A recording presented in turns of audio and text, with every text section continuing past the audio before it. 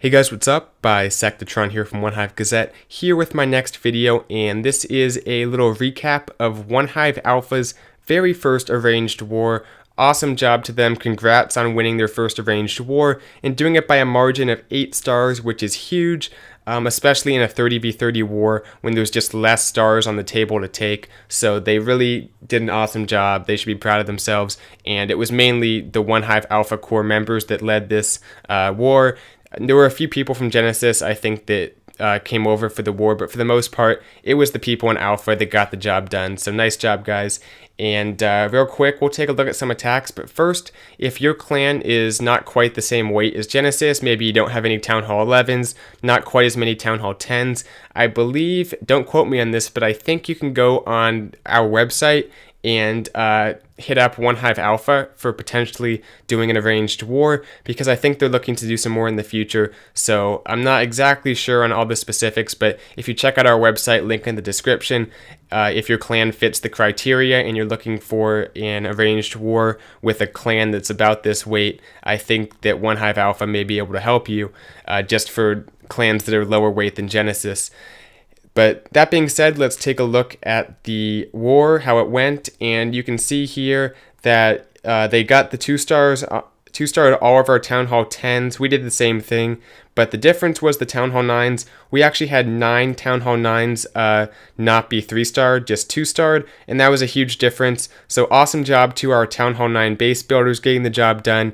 We got all the Town Hall 10s 2-starred, like I said, and just 1 Town Hall 9 was left 2-starred, the rest were 3-starred. So the Town Hall 9s got it done in Alpha, and a solid performance. The Town Hall 10s held it down, got all the bases 2-starred at least, which set us up for the win. So great job, like I said, to the people at Alpha. We'll take a look at a few of the attacks, and I think what this video will show is that even after the update, because all these attacks are after the update that I'm showing, the ones before got wiped clean, all these attacks that I'm going to show today are pretty much going to be working the same way. The update didn't change a whole lot, just possibly some queen walks, and mainly stuff at Town Hall 10, I think, to be honest. So we're going to look at some Town Hall 9 attacks, and you'll see that they're pretty much the same stuff, and you really don't have to change a whole lot to get the 3-star with these old strategies. So anyway, this is Amsterdam, and he's coming in with a stoned hobo, I think is what it's called. This guy was a little bit of a troll, put 3 baby dragons in his CC, which can be effective because they do do a solid amount of splash damage, but you don't get that same bonus from having just the single baby dragon. That being said, his troops are coming in. The queen's going to take out those baby dragons, then move into the base. You can see did a great job creating the funnel for his bowlers. Pops the queen's ability because she was taking damage. And I like the choice for the attack strategy on this base, because whenever you see a bunch of the point defense and even the splash damage all kind of in this gridded core of the base like this, and you can use a few jumps to get in there, the bowlers will get some great value. And you can see there's not a whole lot of spots for giant bombs until they're pretty deep into the base, so you know the bowlers are going to take out quite a big part of the base. And these few hogs for these defenses that the bowlers can't quite reach is also a nice compliment. The queen sits back and gets some great value also. Both his heroes are still up, have pretty good amounts of health left. The hogs are going to finish off these last few defenses. Like that poison on the skellies, still being alert, noticing that he has the poison and the skellies are chasing his hogs. So good job dropping it there. These last 2 hogs will take out that archer tower, and now it's just cleanup. So like I said, good base identification. These compact bases tend to be good for a stoned hobo, especially if you have high level heroes like Amsterdam. So nice attack to Amsterdam. We'll move on to the next attack, number 13. I believe this is, was it Crusher? I think this is, yeah, Crusher, taking on 13. And this one is kind of just, taking the base at face value, seeing that the queen is next to the air defense, so really all he has to do is drop down a golem, his heroes, especially with those level 30 heroes, and he can get in there, get the queen taken out, get the air defense taken out, and from there just use his lava hounds and balloons to storm the rest of the base. So you'll see he'll actually drop the heal spell by accident. I think he was going for a poison, so he does this with 1 less spell actually, because he really doesn't get any value for the heal spell. Only like 1 troop, those golemites are inside of it. So a little bit of a slip up there, but it doesn't cost him too much. And one thing to notice about this base here is that it's not only a good base to do a single golem, I forget what it's called, cold-blooded, I think, a cold-blooded La Luna attack, not just because the queen and the air defense are easily accessible, but also because you can see there are a few wizard towers and a few archer towers just right there handy, so the queen and his kill squad get extra value. You're not just getting the air defense and the queen, but you're also getting these wizard towers, these archer towers, which would otherwise be targeting your balloons. So I think that also shows for base builders, typically have cannons, have stuff like that that's only good for targeting ground troops. Put that by your queen and make it so that if someone wants to come in with their kill squad, they're not going to get any bonus buildings. They're just going to deal with cannons, which would otherwise not be doing anything to the air part of the attack anyway.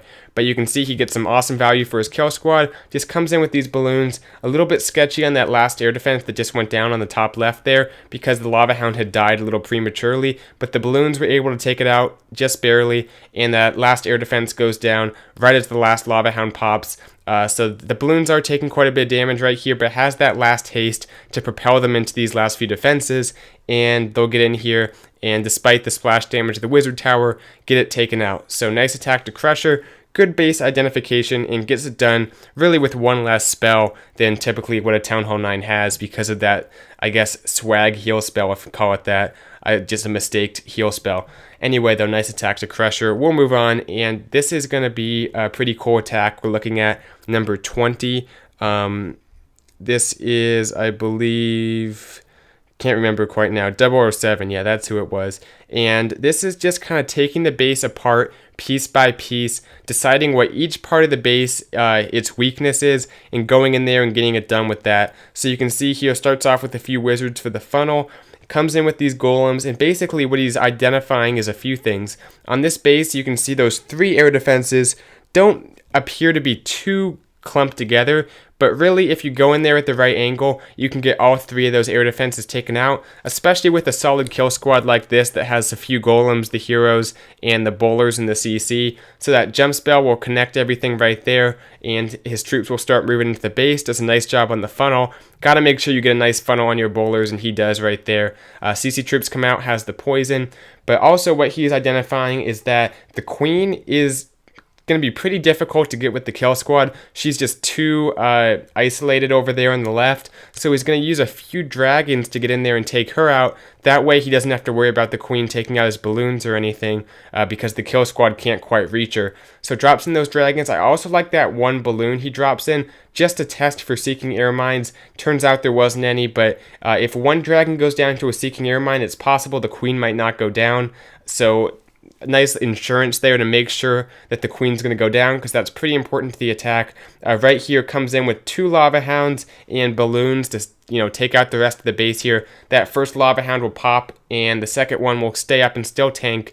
The Tesla farm was right next to the queen there, so he does have to deal with that, but you'll see as everything moves in, because that lava hound's just a little bit faster, I think it's going to get out in front and it's going to tank for those Teslas. So really, the balloons aren't taking any damage from here on out, even though they're going through the Tesla farm. He had that last haste to propel everything into the Tesla farm, and right here they're going down along with that dragon who's helping with cleanup. So just an awesome, great planned, well thought out attack to get the 3-star, taking out each base segment by segment. We'll go ahead and fast forward because cleanup is a little slow, but gets the job done. Just turned out he had dragons and balloons, which aren't the quickest cleanup troops, but a few lava pups to help out as well.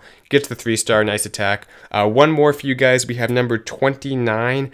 I wish I had some Town Hall 8 action, to be honest, but they just didn't roll with any Town Hall 8s. This was a Town Hall 10 and Town Hall 9 war, which typically is what arranged wars are. So I guess I should have said that at the beginning of the video. I don't think they typically roll with too many Town Hall 8s, so just keep that in mind if you're looking to do an arranged war with OneHive Alpha. But this last attack is by Jay Muniz. Jay Muniz coming in here with just some Valks and some Hogs. A little bit old-fashioned, but gets the job done.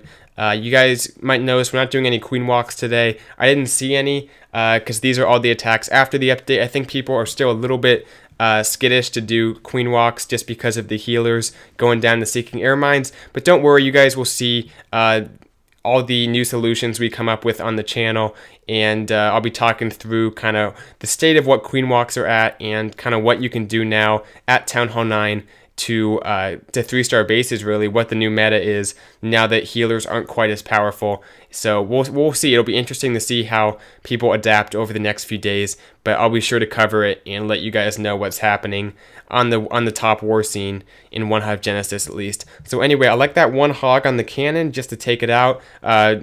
His kill squad couldn't quite reach it, so good value there. The Valks kind of go off to the right side here, most of them, but the king and the queen are going to go off to the left, and I think they take out the enemy queen. Right there, you can see she's starting to go down, and yeah, she goes down right there. So the queen's eliminated. That first giant, I think a single giant bomb spot right there was eliminated. Then the double spot up at the top right was also eliminated. So the kill squad came in at a great angle. Not sure if this was cleanup or not. It might have been just because it was so, it worked out so well on this base by the giant bomb placement, but maybe it wasn't. I don't know.